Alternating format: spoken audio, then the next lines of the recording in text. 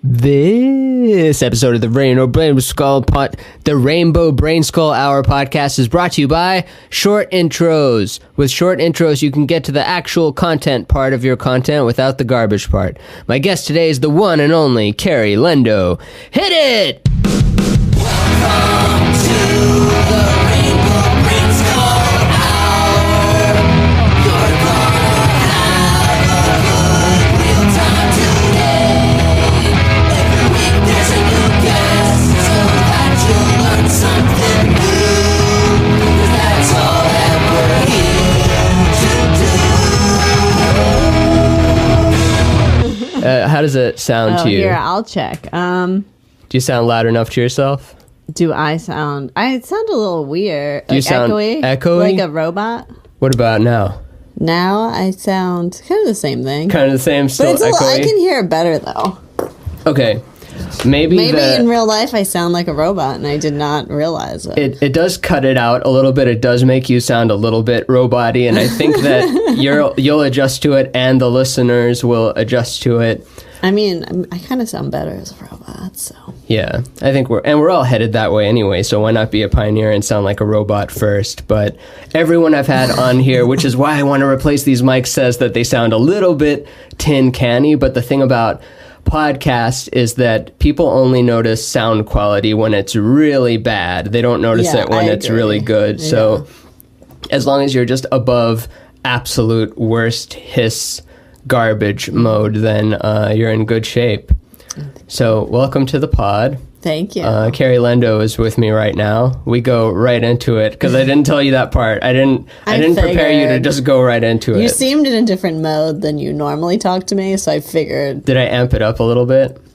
No, you podcast it up a little bit. Oh, okay. I guess you need to do that because if I'm in the other mode, then I'll speak to you using references that I would never have to point out, such as our friend Maggie May. But in this setting, I would have to say my friend, our friend Maggie. Does that work as an example? Mm-hmm. You can just say Maggie. Yeah. Are you a big podcast person? Do you get...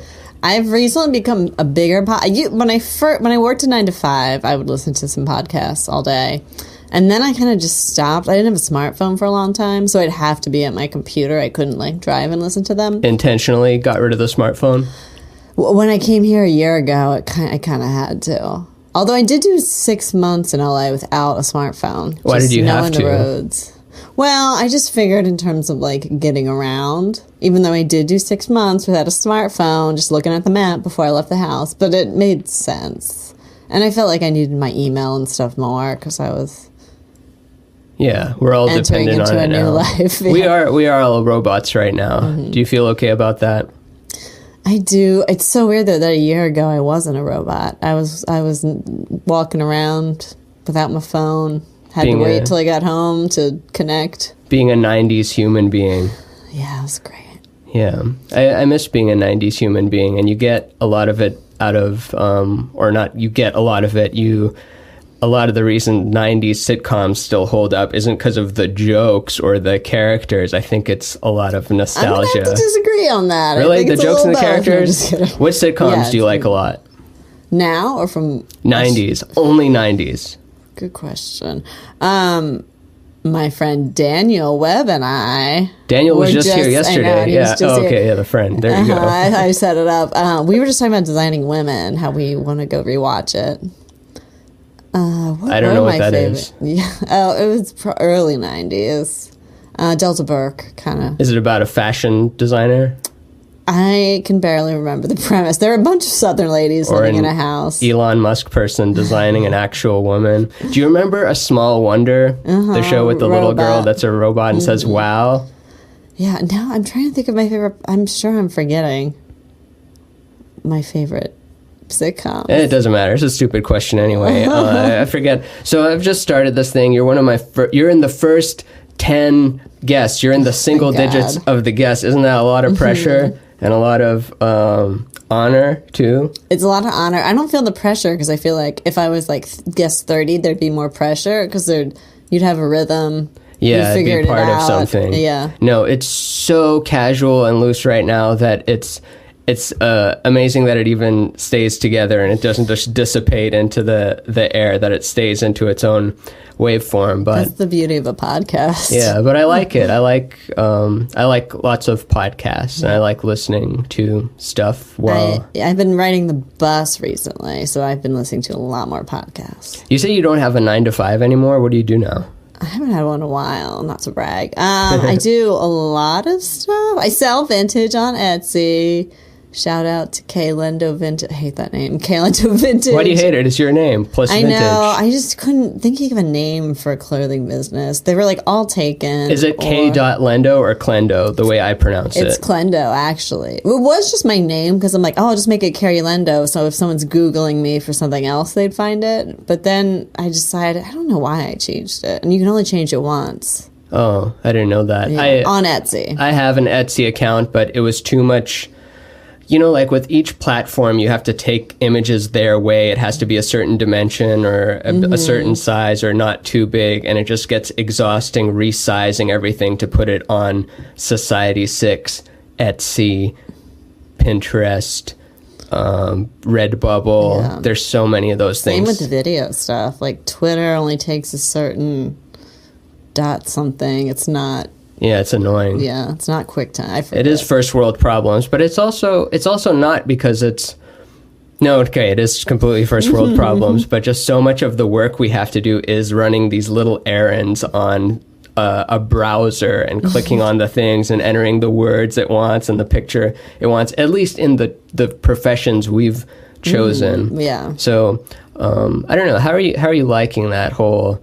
this world that we live in today of content production and having to put stuff out, and it's exhausting because it's always changing. Like I feel like every time I make a new video, it's like, no, now you put it on now you put it on Facebook. No, stop. No, now we're not putting it on Facebook. Now put it on YouTube and post on Facebook. Wait, but now put it in the comments for some reason. Have you heard of Vero or Yes, or something? That actually, one's the one blowing up right now. I'm all over the Etsy forums. I read a lot for helpful business advice and to kill more time during the day. And they're all talking about, got to get your biz on Vero. What, do you know the appeal to it yet? They don't mine your data, I think is the main thing. I don't care about that. You can mine me all day long. And it's also the algorithm isn't based on the little eccentricities. It's just based on most recent, I think. Based on eccentricities. Like, I forget, in Instagram, it's like if people engage or if people comment, but there's other stuff involved. I think how many followers or, they just factor it all into a soup that benefits the rich. There's a super long algorithm for most websites, for Facebook, for whatever, Etsy too. And but I think Vero is just like most recent. And I think people are excited about the data mining. Yeah. But how long does that last, and at what cost?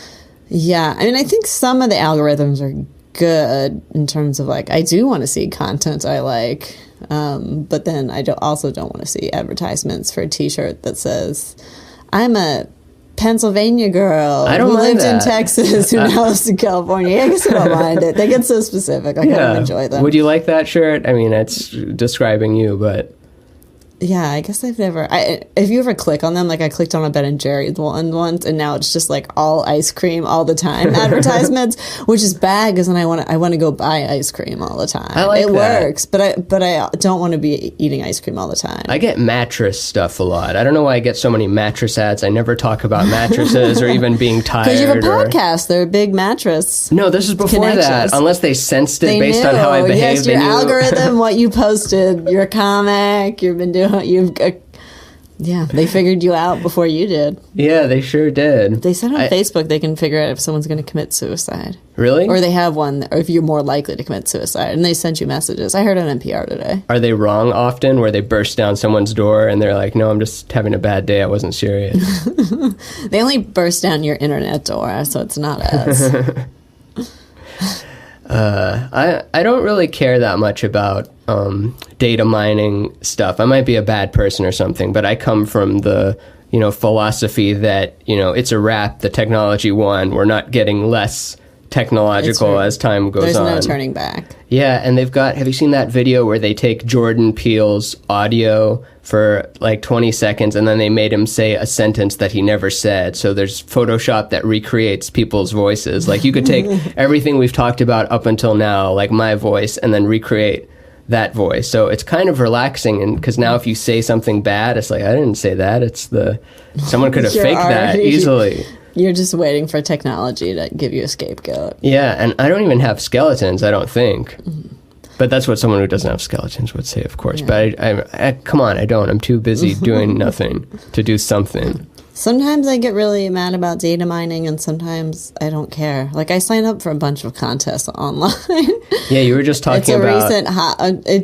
you can tell if I'm bored or depressed, because I won't do it for, like, years, and then I'll do it. But I'm just giving away my data to everyone. That's your... that's your vice when you get really bored and depressed, the contest? Yeah, I mean, more of it's a good distraction. It's like, I'm not using Facebook, but I'm really just using another website, you know? Yeah, isn't that weird that counts as meditation now? Anything but Facebook, Instagram, and Twitter and email. It's like, no, I'm meditating. I'm watching Netflix. I'm consuming it's like books of now, watching a whole Netflix. Or, even articles counts as books now. They do. Yeah. Podcasts are good. So something that I do on this podcast, which is the only recurring thing I do so far, other than the theme song and the way I pronounce the word "this" at the beginning of the episode, is we do 10 seconds of silence, and it happens. It happens in any part of the episode, and it smells like blueberry muffins in here. Oh, it does? Yeah. Cool. I don't know why. Maybe I was eating pancakes or something earlier, but I don't know why it's blueberry. You were giving your official spiel. No, you're complimenting the smell, and I'm so insecure that when I heard you say the phrase, like, it smells like, I'm like, oh no, I needed to clean up before like she came over, and then blueberry muffins in here. Yes! It was just all of a sudden incredibly strong. So I felt like the listeners needed to know. Well, thank you. Okay, so the 10 seconds of silence is not a meditation or anything. It's just silence. So I feel like putting it in right about, not yet. I don't know why I have to time it officially, because I'm just doing the timing officially, and then it will start exactly now.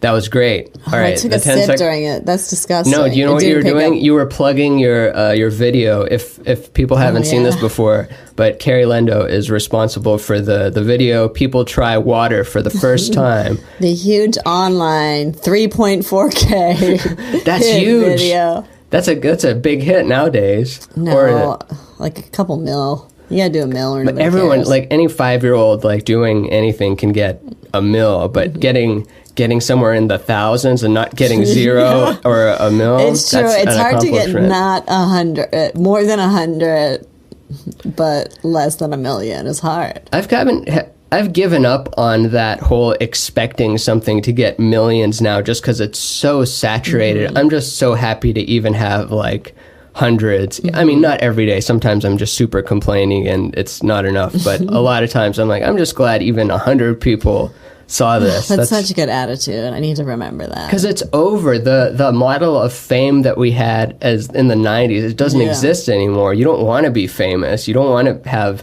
Anytime something does well, I've noticed on Reddit or YouTube or something like that, the bigger it gets, the more of the bad people are coming out of the sewer. So 3,000 people, the cesspool of YouTube doesn't appear, but 1 million, they're going to appear, and it's all just garbage at that point. It's true. Only the worst. Very rarely does someone take the time to say something nice on YouTube. Maybe I should do that more. Just like once a week, say something nice on a YouTube video, because it's mostly haters. Yeah, and that's because the people spending time commenting are not in a good place, because they're in that depressive mode of just seeing the same social media over and over again. And that's why happy people aren't spending time commenting. What do you do when you're happy? You're not going through YouTube. You're outside. You're at the movies. You're with friends. You're with enemies. You're also not, I feel like when you're it's not even when you like something and enjoy it, you're not as motivated to comment as when you hate something. Oh, like for sure. it's like, especially like I feel like Yelp's a great example. Like, God, if you are, I mean, not so much anymore because I feel like Yelp isn't as popular. But it first came out, if I was wronged somewhere at a restaurant or a coffee shop, I would comment. But I never, very rarely, put something nice. You rarely gave 5 stars on Yelp? I mean, I rarely got on. I would only get on if I was really, you know what I mean? Oh, really? When did you correct I wasn't that passionate behavior? enough to log on when something went well, but if something went really bad, it was like, it's your one way to... No! Because you can tip well, and that's your way of showing you enjoyed it. But if something goes wrong, you have to... Yeah. Do you feel bad about it now? No, I mean, I feel like I only used Yelp like 3 or 4 times. Oh, okay. No, that so- doesn't count. I was just picturing you as a serial negative commenter or something. But it made me just think about how, we'd rather complain than praise. Yeah, there's this saying that it's if you have a good restaurant experience, you tell a friend. If you have a bad experience, you tell 5. Mm-hmm. It's one of those old marketing kind of things. I don't know how down you get with marketing. I mean, I feel like because I have an online business, sadly, I do have to be into like ratings and getting a good rating and stuff like that. Yeah, we already way more kind of are in a sensitive. Black Mirror episode where it's just a little different, but it's to people 4 years from now, it's totally a Black Mirror sort of thing if you really buy into it. What was I going to say? Is the Etsy stuff just out of paying the bills, or do you get enjoyment out of it?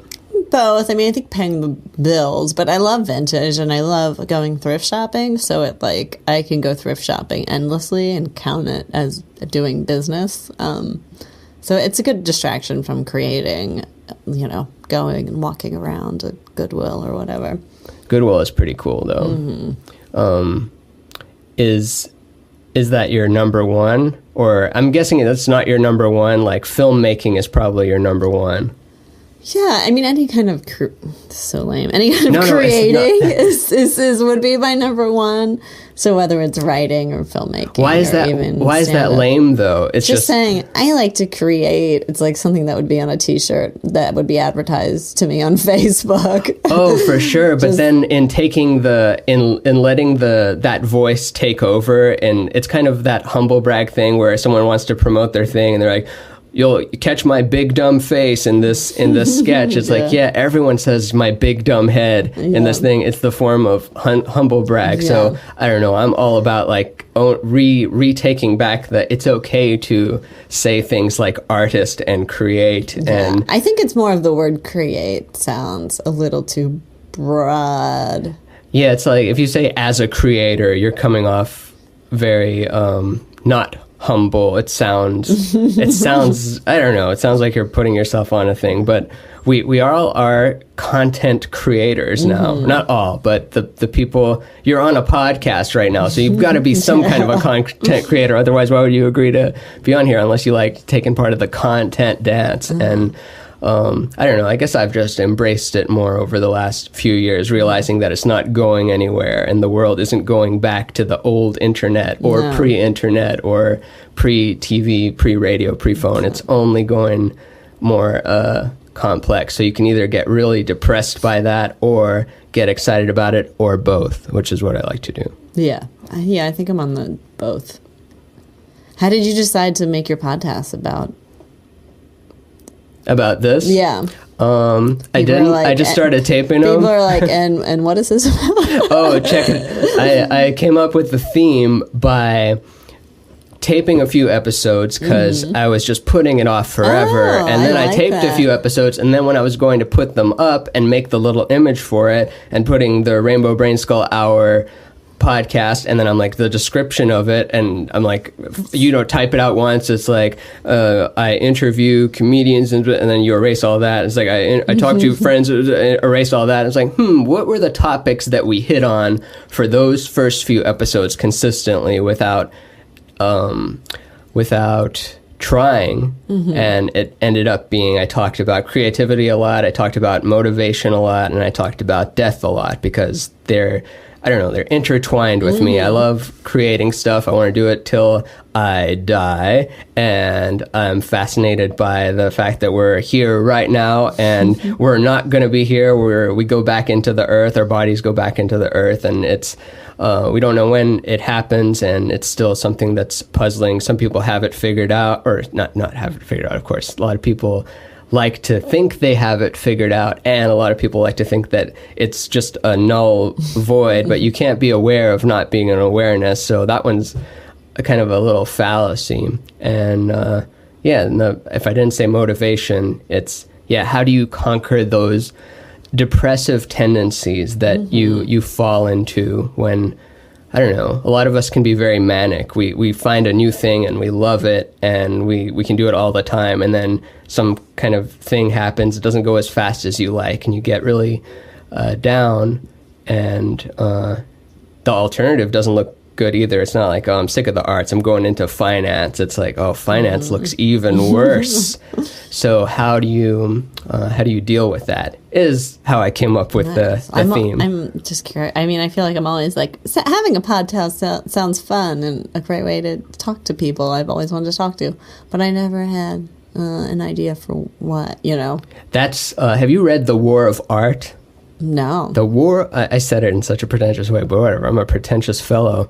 There is this book called The War of Art, which is about, the premise is the thing is, it's not difficult to write. All real writers know it's not difficult to write. It's what's hard is sitting down to write. And it talks about things like shadow careers, like do you want to be a novelist, but then you got a master's in creative writing and now you teach creative writing, and so you end up doing something that's just a step to the left of it or to the right of where you actually want to be, and you're not satisfying your true soul desire in doing that. And it offers some strategies to overcome that. And I think that, and it refers to that force as resistance when you're not doing what the thing you want to do, when you make an excuse by procrastinating or to do, I don't know, if you're using... Sign up for contests online. That's a pretty healthy one, though, when it's listing off, heroin and... It mostly just gets me a lot of mail.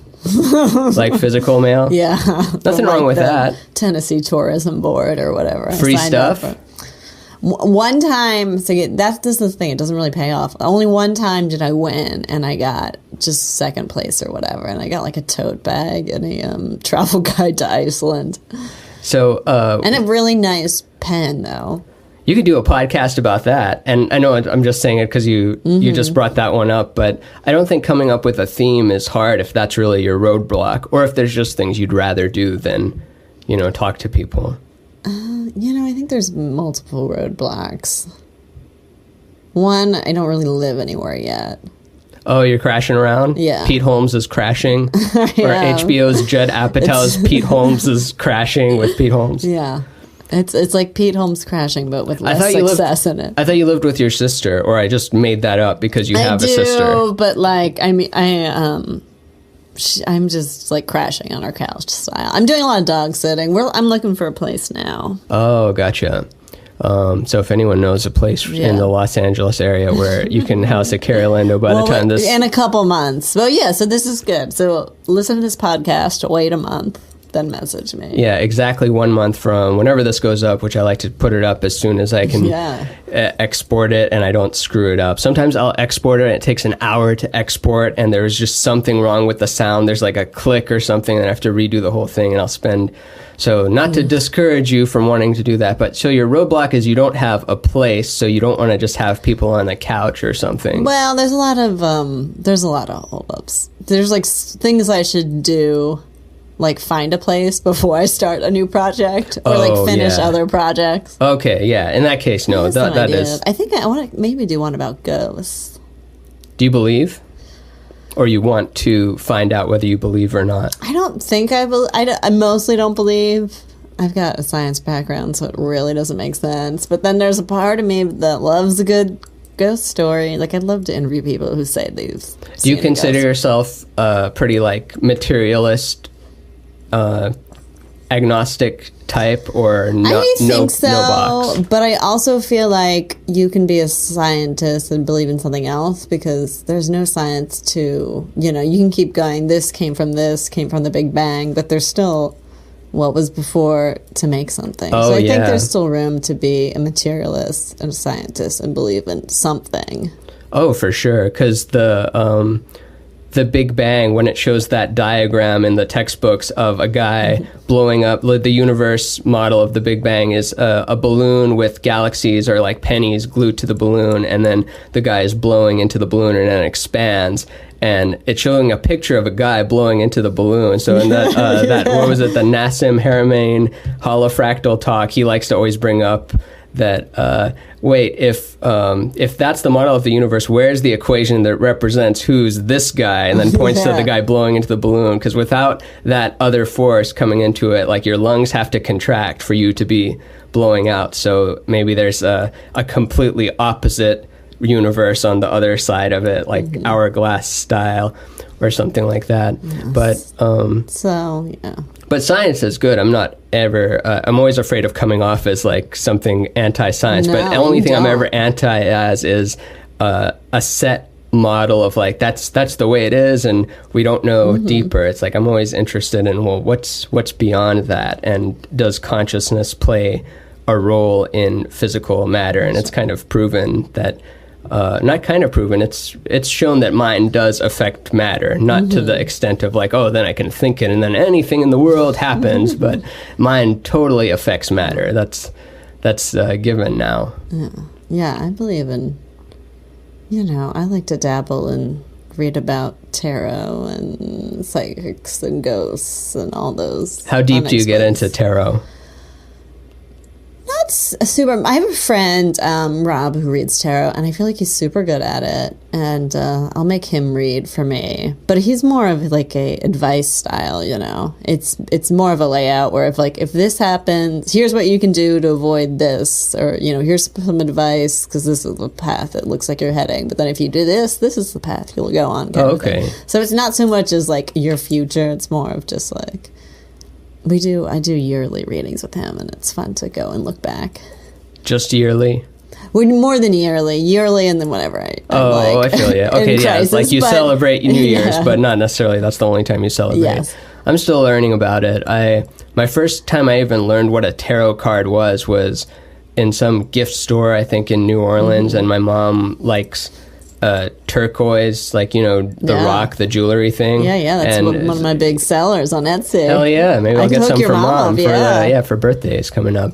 And then she don't asked listen to this. No, she probably doesn't listen to it anyway. I hope not. I don't think I've said anything bad. I don't really do bad stuff. What's your mom's name? What's my mom's name? Oh, Nasreen. Yeah, Nasreen. Don't listen to this. Plug your ears. 10 seconds of silence when we talk about your gift. Oh, no, yeah. So then don't use the other 10 seconds of silence. Or you can have both. Or I'll name 100 gifts, and then you won't know which one of those 100 is them in a pick. But yeah, she asked the jeweler person, like, oh, do you have turquoise?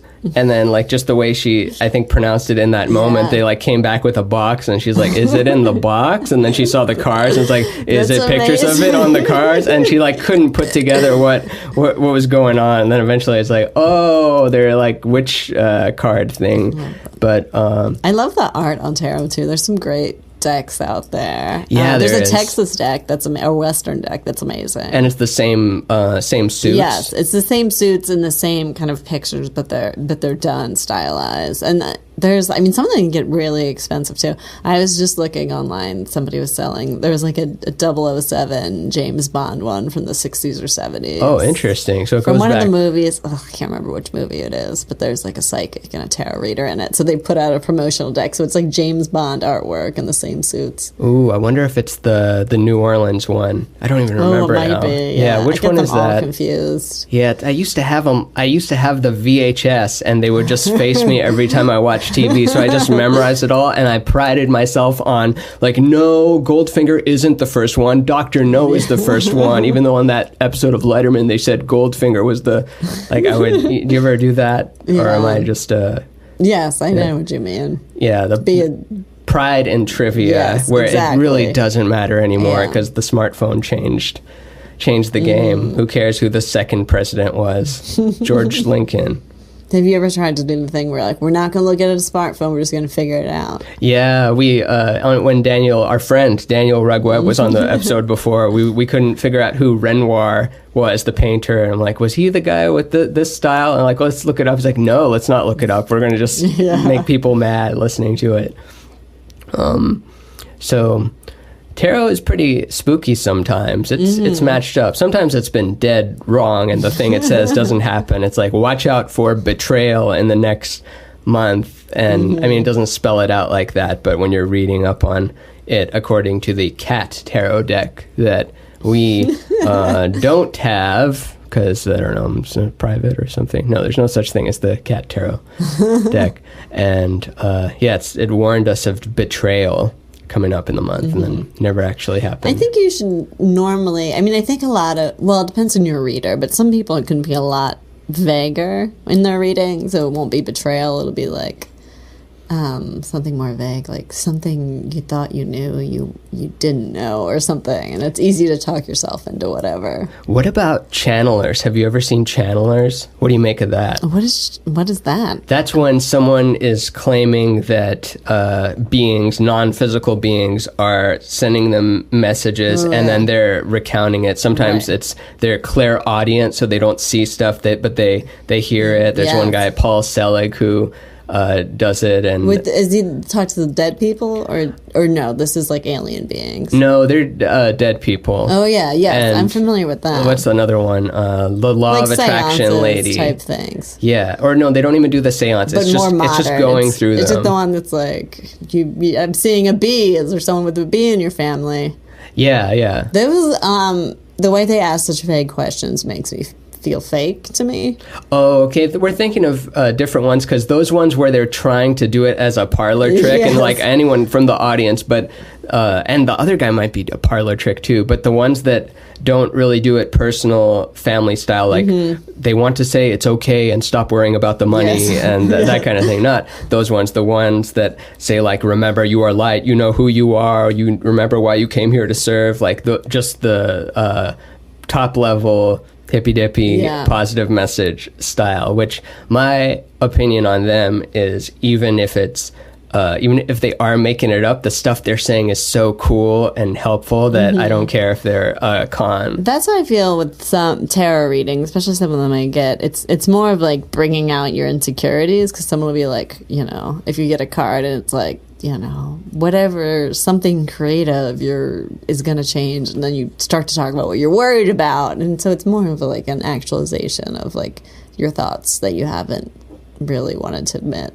Yeah, it has a butterfly effect on it, maybe, where it you wouldn't have thought that otherwise, but it's you doing most of the work, but that's sitting down and that's someone asking you something.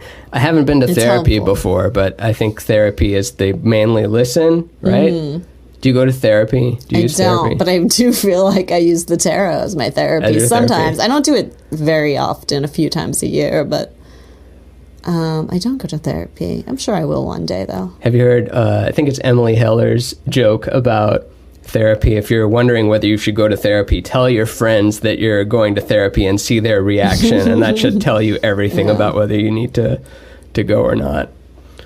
I probably should. I mean, I'm sure it's helpful for anyone. Yeah, but if you don't need it and you're using the tarot, I don't think you have to go give a person $100 in a building. Insurance, it would be different. Yeah, so everyone find Clendo insurance and get a job with insurance, and that I can create in, and give her $12,000 on Etsy as a donation without any other part. So, this is a nice little thing for listeners. So it's not just you, it's like information we already know. But Kerri's my friend from Austin, and we met doing stand-up probably a decade ago, probably a little over a decade ago now. Probably. Yeah, 2007 is 2018. Large increment. 10 years has gone by, and the world of stand-up has shifted a little bit just because there wasn't video on little smartphone devices everywhere, so it's kind of not like, stand-up is bad, now it's ruined. It's more people have been exposed to it than ever, which has also, it's just changed. It's not better or worse. It's just, or maybe it is better. I don't know.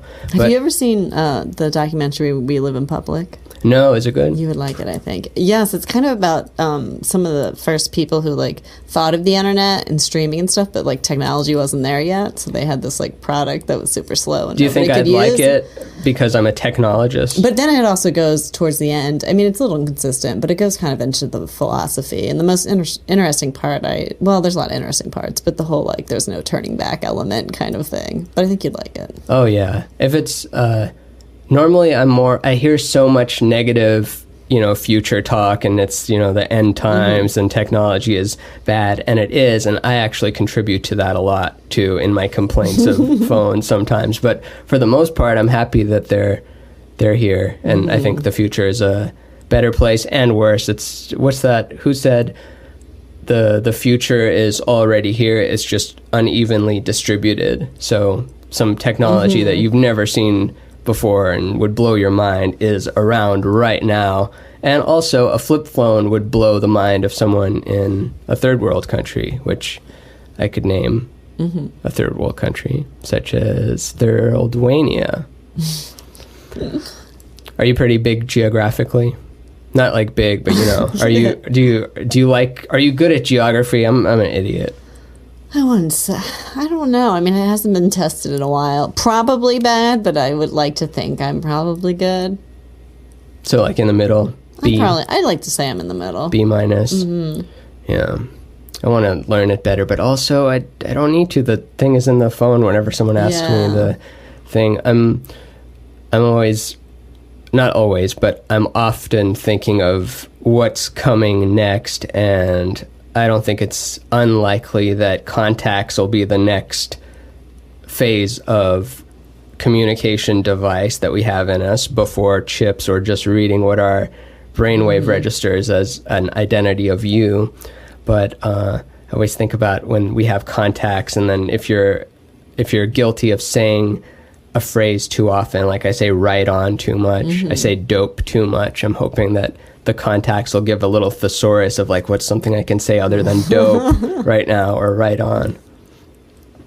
Oh, you meant like actual contacts in your eye. Yeah. Which is why I don't, and for money reasons too, but the reason I don't get LASIK is because if contacts come out, and that'll be the next thing, like, I'll just have to put a contact in my eye anyway, and it could probably just digitally fix the image. Have you thought of LASIK? Do you like glasses? There's nothing more terrifying to me than a laser in my eye. I don't care how brief it is, and I know they give you like meds. Just thinking about it, I do have an eye phobia where I hate eye stuff. I don't like people touching my eyes. Whenever someone puts makeup on me, they get really. If so many makeup artists get mad because I flinch, and it's just something I can't control. But I hate eye stuff. So, I don't mind wearing glasses. No contacts, right? I had contacts when I was like in middle school and high school, but I think I was a dirty teenager because I would get like pink eye all the time. And, Can I put that as your description? And everything, yeah. Dirty teenager. I probably still would now, but I don't wear them anymore. But I would say dirty in a good way, but that's not. I don't like. That's probably not. There isn't. I was getting pink eye. That's not good. I got something like it. And I also, at the time, the contacts weren't as good, so they would get me uncomfortable after a while. And I have, what's it called when your eye's like not shaped? Round. Astigma. Yeah, an astigma. So that made it uncomfortable too in one eye. I'm sure they're way better now. I'm sure they feel way better. They still kind of suck. I've got some top of the line ones, and there's some days where it's part of the reason I have trouble going to bed and getting up in the morning, because more so going to bed because I have to take them out to go to bed.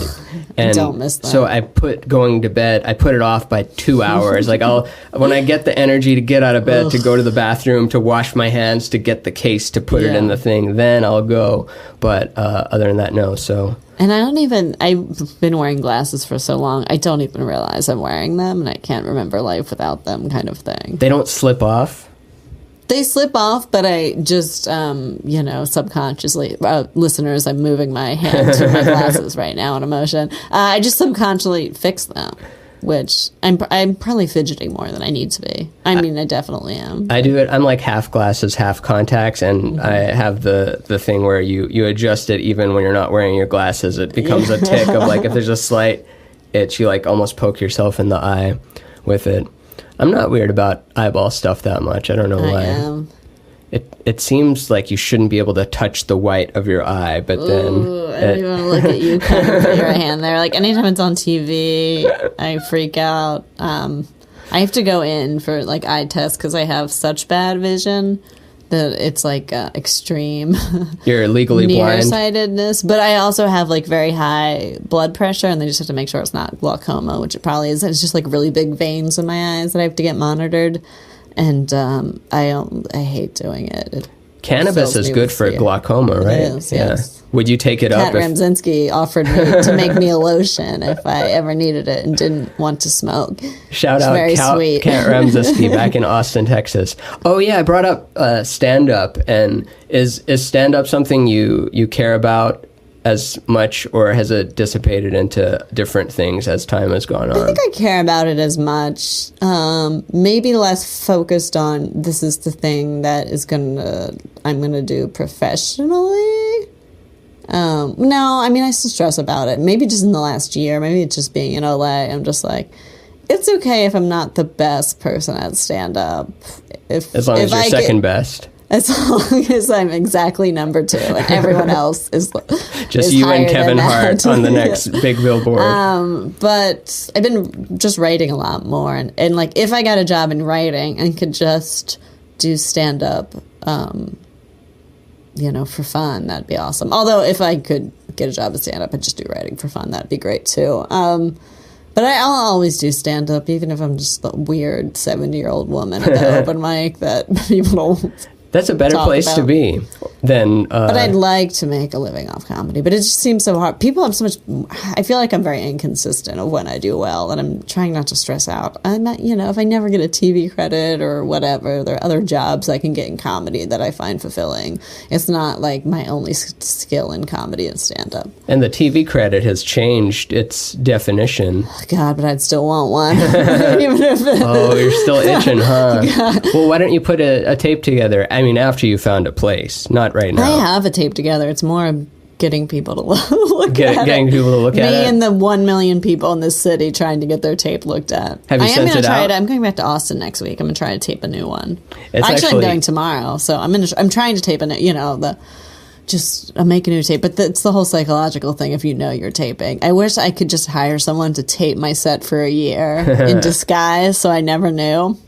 That would be so good. That would be releasable as a special, probably. I bet no one's ever tried that. Tape while you... Or actually, that's not true. Louis C.K. did that with Tig Notaro, and now... and we know the rest of the story from there. You can look up both of those people's names to see what they've been up to since that point. And, yeah. And people have talked about that to death. It's the news cycle moves so fast that... Yeah, if you have a hot take on something, it's already, people are sarcastically like, oh, nice hot take by the time you've said it, which I kind of like that, actually. It forces people to have to be more creative and less reliant on just being a little TMZ. Because a lot of comedians can just gravitate towards just becoming TMZ. And just all you're doing is poking fun at this celebrity or this politician or something. Which, I mean, be involved, sure, but... If you're saying the same thing that TMZ is saying, then we don't need both of you. We just need one. And I'll take the one that doesn't have a human name. If I see your TMZ, my TMZ, or what people are. So you think people are commenting on celebrity things? Yeah, if someone's name is trending, everyone has a joke about like when that. someone dies, then everyone makes a joke about that celebrity's death. Or scandal. More often scandal than death, because people are afraid of getting the heat of making fun of someone like let's see, who's like Michael Jackson could be one. There's probably just nonstop pedophile jokes about Michael Jackson after struggling to name one right now because it's been a while, but yeah, we don't feel the need to dig deep for a Michael Jackson pedophilia joke.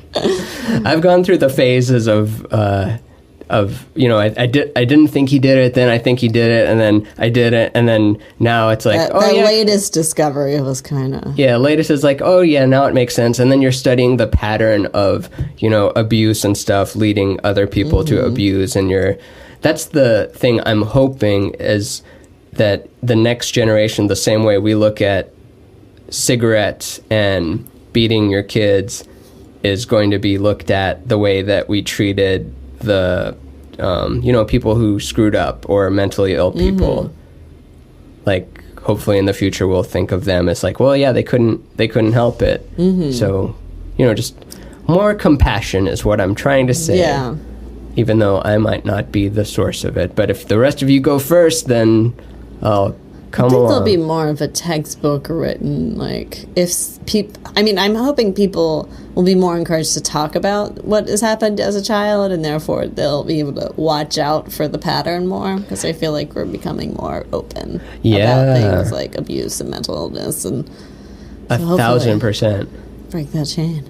Yeah, like, even just look how far TV has come, where in I Love Lucy you couldn't flush a toilet, or All in the Family, or The Honeymooners, one of those shows. I might have talked with Daniel about that too, but you couldn't flush a toilet on TV, and now Game of Thrones shows all of it. Like, I think we just... If only we could dial it back a little bit, I'd be fine. No, I'll still turn the dial up one more, not too much more than that. I don't need to, like, blow out the receptors in my brain or anything. But I don't know. The scenes just like Greek on Game of Thrones. You know what I mean? Oh no, not the torture porn. Yeah, the violent stuff. I could dial. I mean, just the uptightness with nudity and stuff like that. Yeah, I don't think there's anything wrong with that. But I'm not a fan of gore or torture porn. I'm the type that kind of shields their eyes when there's, you know, an incision or some kind of thing. When they're in the nick, they're doing the close-up on the C-section or something like that. No, ma'am. No, thank you.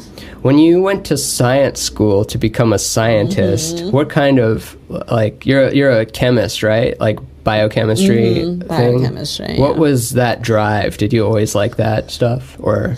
Yeah, I mean, this is so I was kind of a pretentious kid. I think I just wanted to be older and the smartest. So I was like, well, if I can write on my own or blah, blah, blah, but science I need to study through school. And biochemistry is kind of everything. You study kind of biology, chemistry, and physics equally, and there's a lot of math. So I was like, I'm going to do this, and then I'll still be able to do all that other stuff.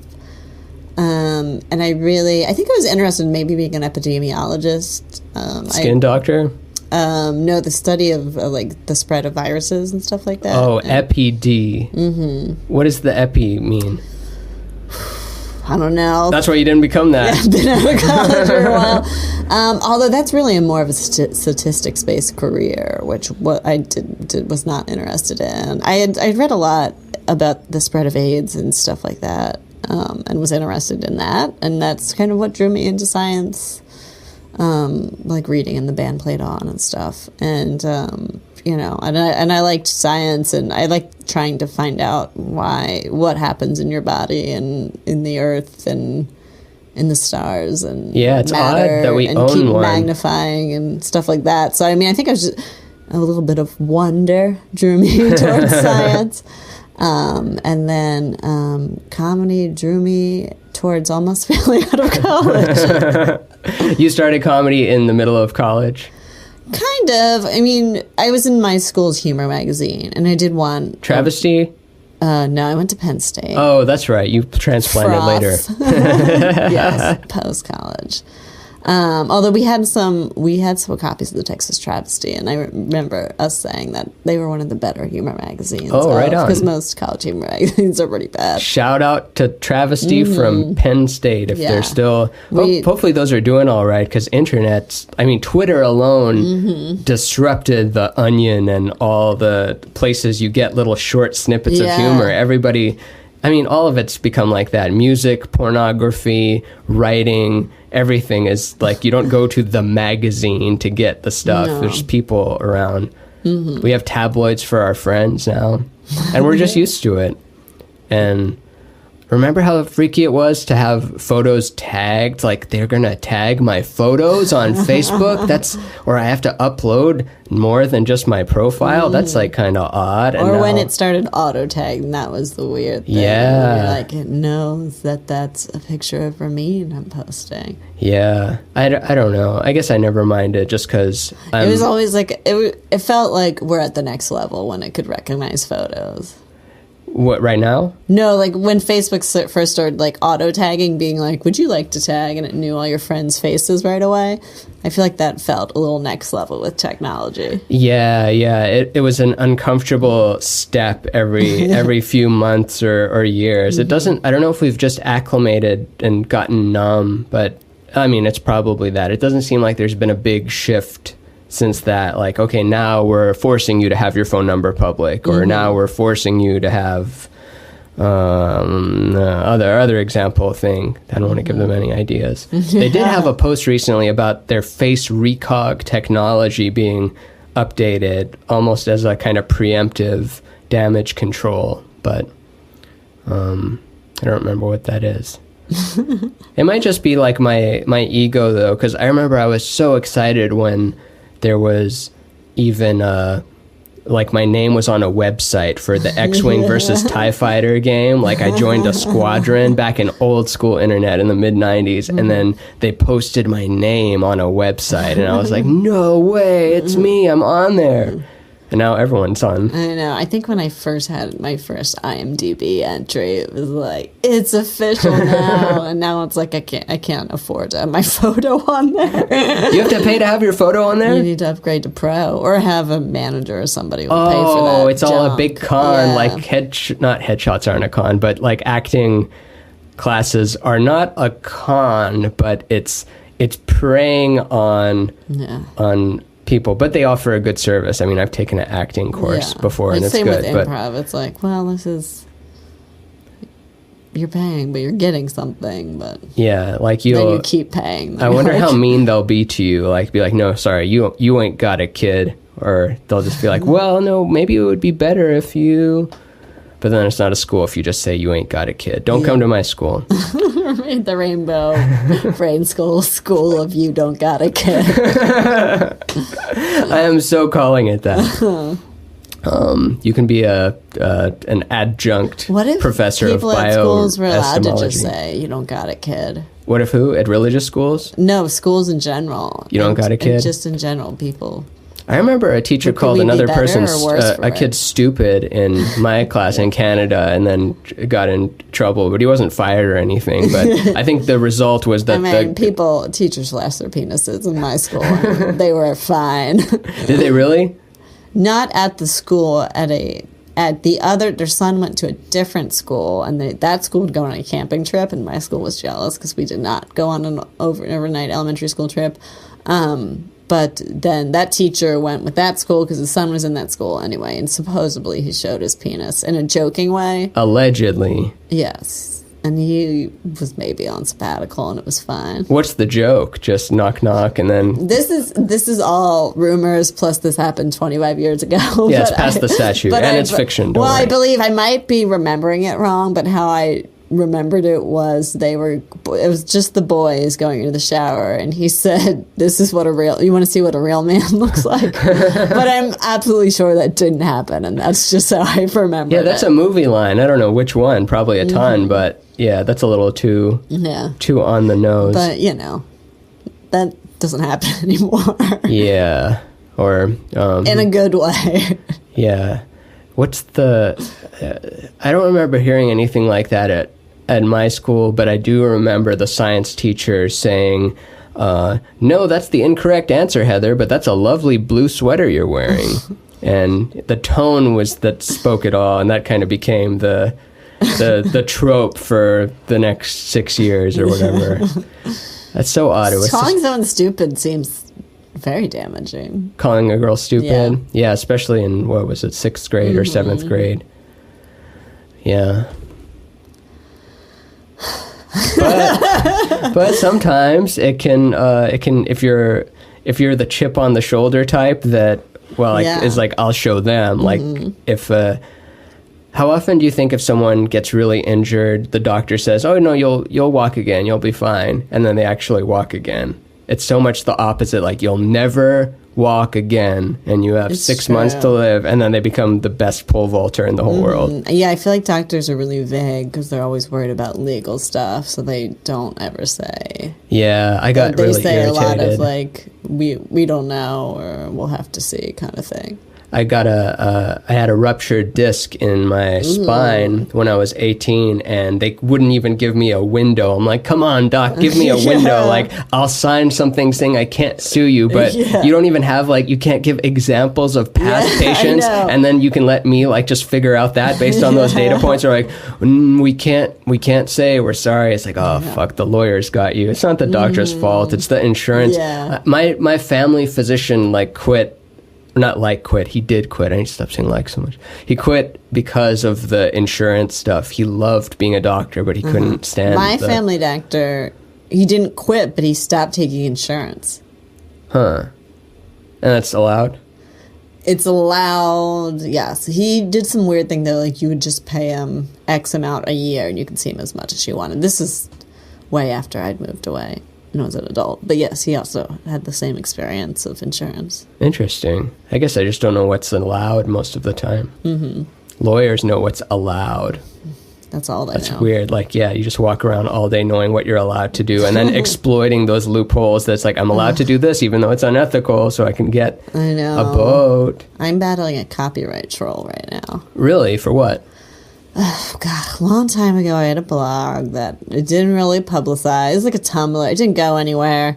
But I had posted a picture, very frustratingly, of I think it was George W. Bush, George Bush Sr. and Clinton. It was a bunch of old. It was like all the living presidents at the time. Maybe Carter was in there. Anyway, and I guess I don't know. I could have gotten it from a free website, or I could have just stolen it off the internet. I wasn't thinking. I was just posting a dumb photo, and that was years ago. And I have abandoned since that blog. But I got a thing saying I was being sued, and it's not. If it was the actual photographer, I'd have more sympathy. But it's just there are people out there, kind of like patent trolls, where they're copyright trolls, where they buy popular photos up. Oh. They just buy them from photographers, like, hey, I'll take You didn't just get a cease and desist and that kind of thing? No, because they're trying to make money, because they're the copyright trolls. Because I took it down right away, but they can still sue you.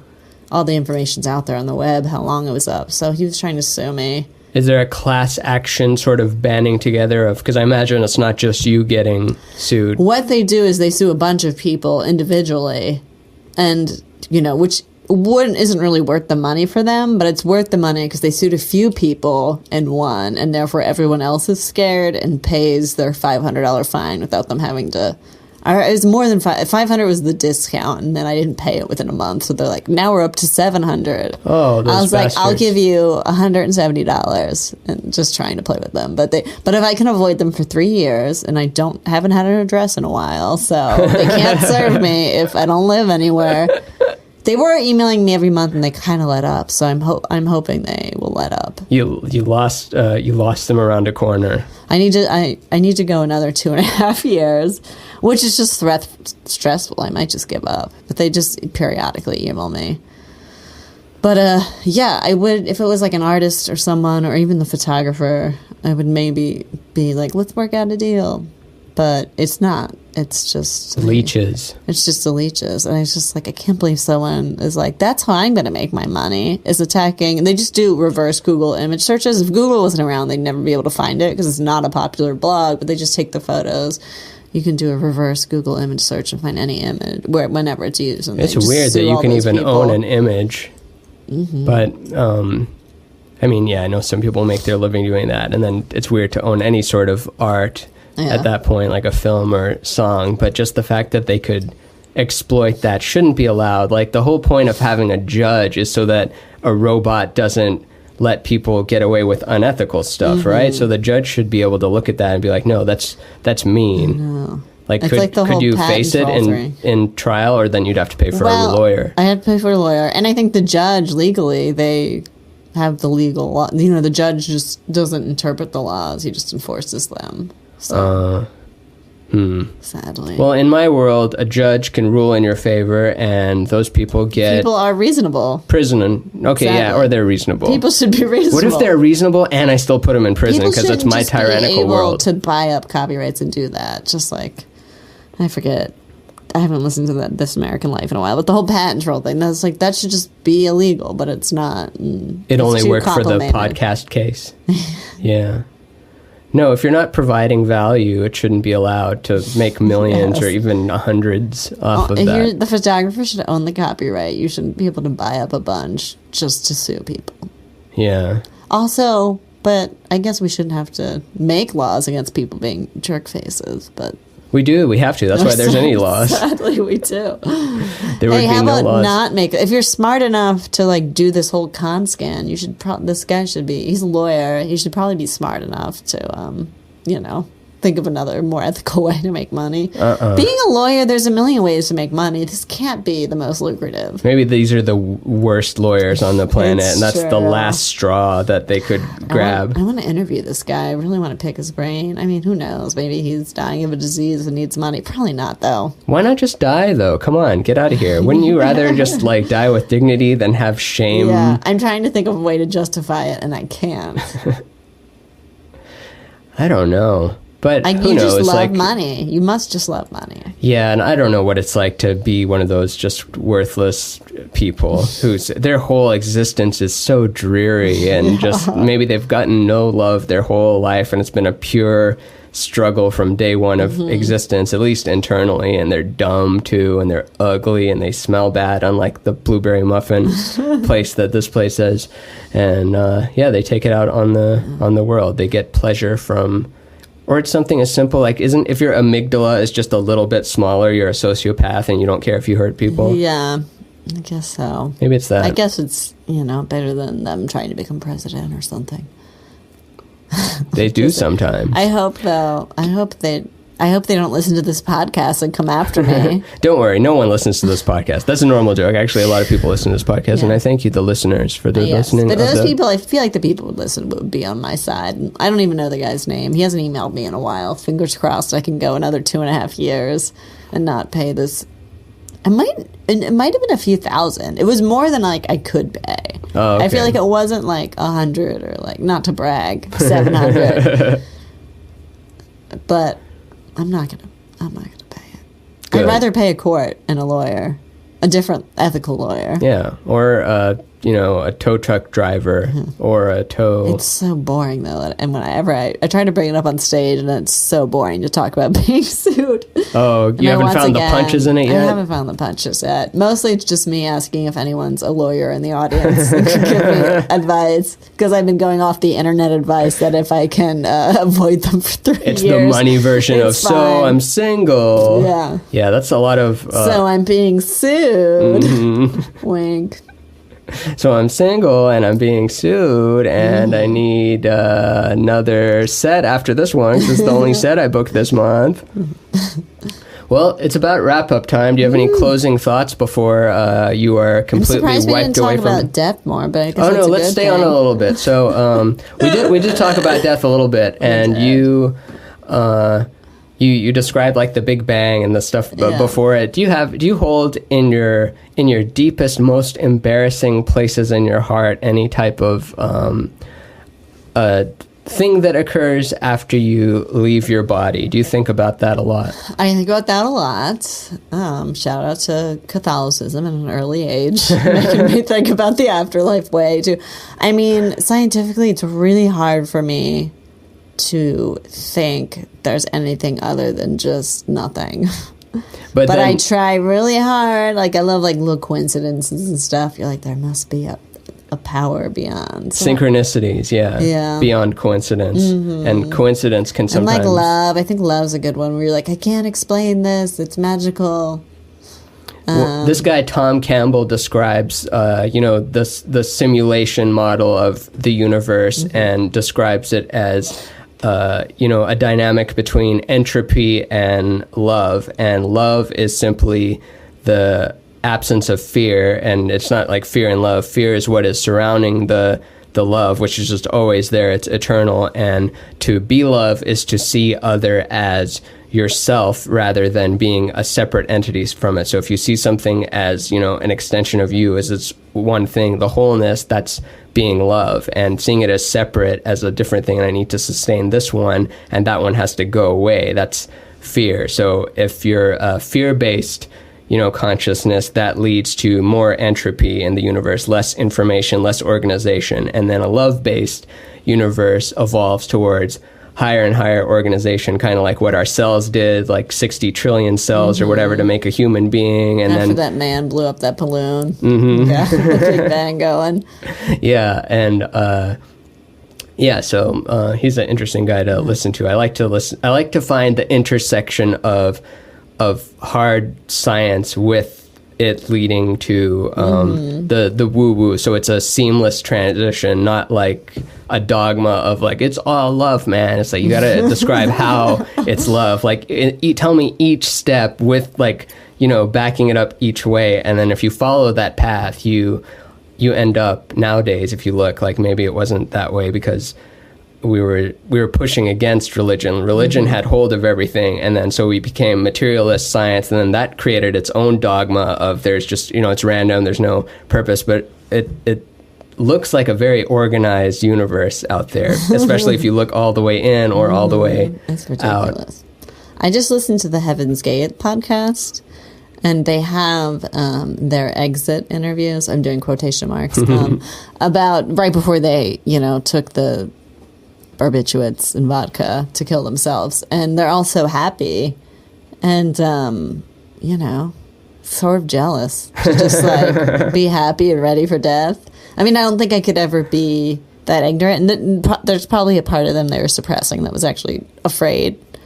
But what if they were just super happy? Oh, just all the way through, knowing they're going somewhere. Yeah, and at the end, was they're dying, they're like, their messages to their families was like, don't feel bad for us. We're so happy. This is the best day of my life. Like, they were very worried about how they're going to be judged. And they're like, this isn't like we're ending it because, we hate the earth or we're sad. It's just like, this is the best day. We're about to go do something new. It's kind of like Kurt Cobain's suicide letter a little bit. What was his suicide letter again? I think it was saying like I can probably buy it now at Barnes & Noble, sadly. Just as its own thing. Printed, yeah. 33 1/3 Kurt Cobain's suicide letter. Sadness. I think it says something about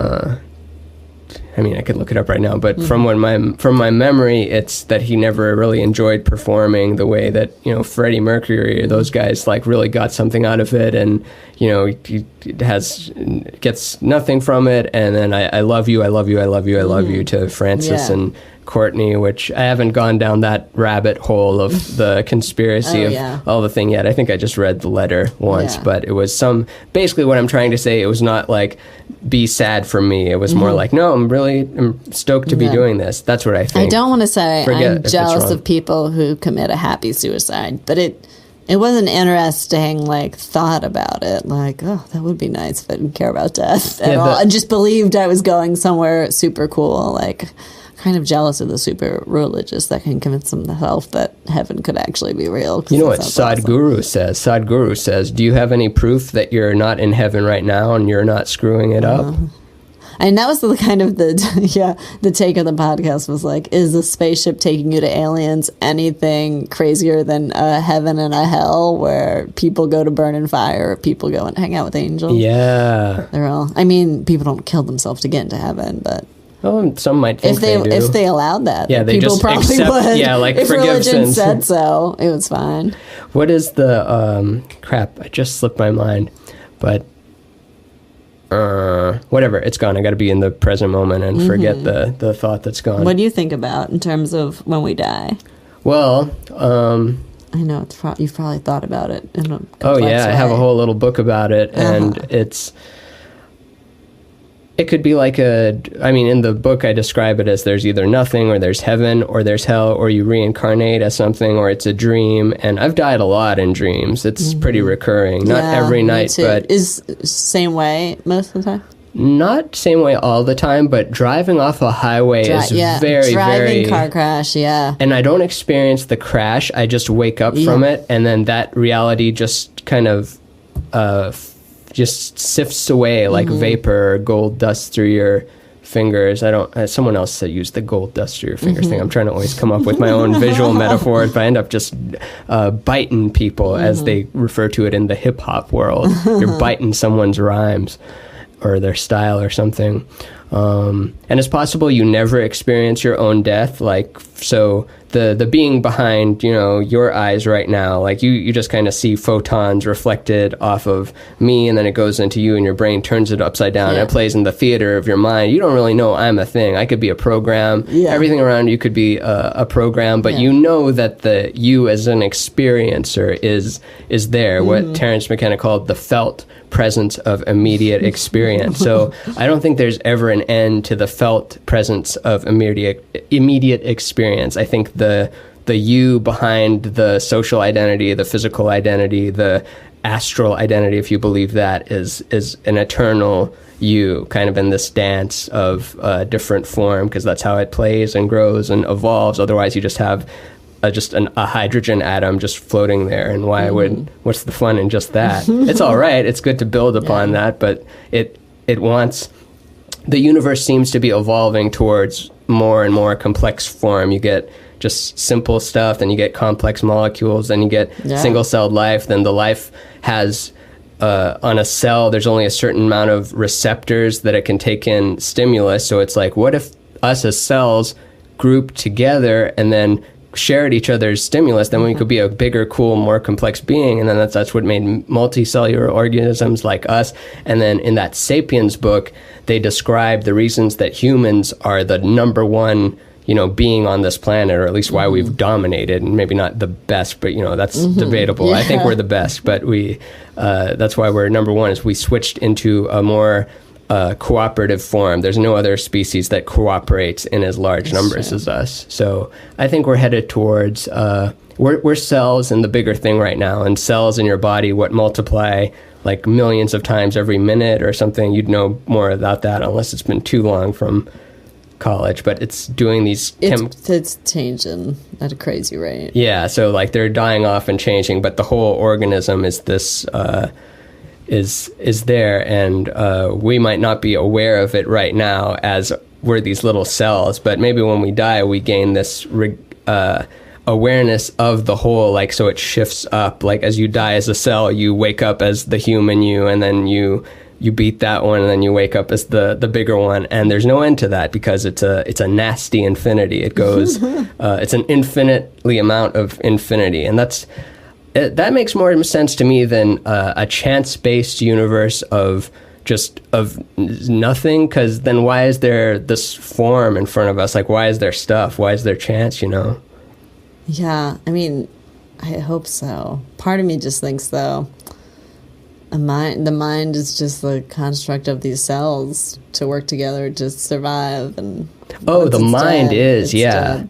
The mind is just like another Sadhguru quote, as he refers to the mind as this, it's a tool, it's a really good tool, it's the best one in the whole world. It's better than an iPhone or anything. It's the best tool we've got so far, and it splits things apart like a knife and then analyzes it, how the components work together. And our minds today are just really chattery, and he describes it as like if your hand wouldn't stop moving, like you'd have kind of a broken hand, right? You'd have Parkinson's, something's wrong with you. But right now I can rest my hand by my side, and then when I need to pick something up with it, I can use it.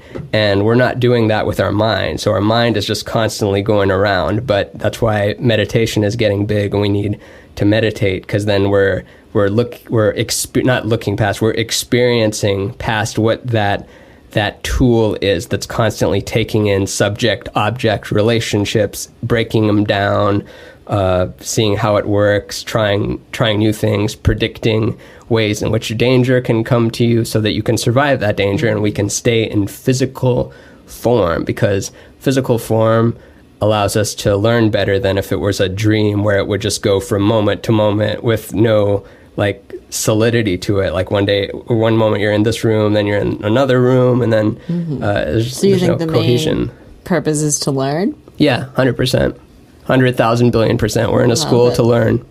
I say Love over it. there, yeah, always be patient. You are still a student. Abundance is the true nature of reality. All right, we should wrap it up. Do you have any closing words? That's a great. Well, abundance is the true nature of reality. Thank you.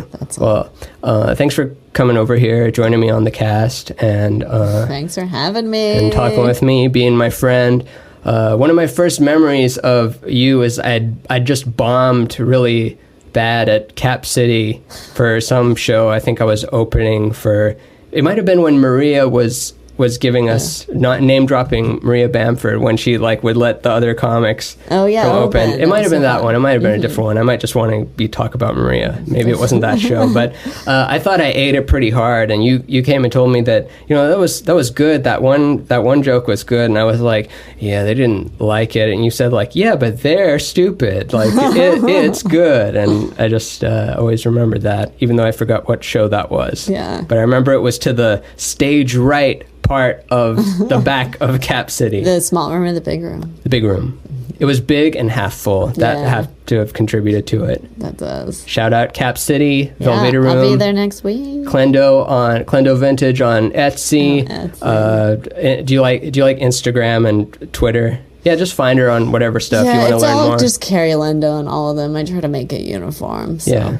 And good sketches, short films, that kind of stuff. You should check it out. YouTube. And till next time. Goodbye. Bye.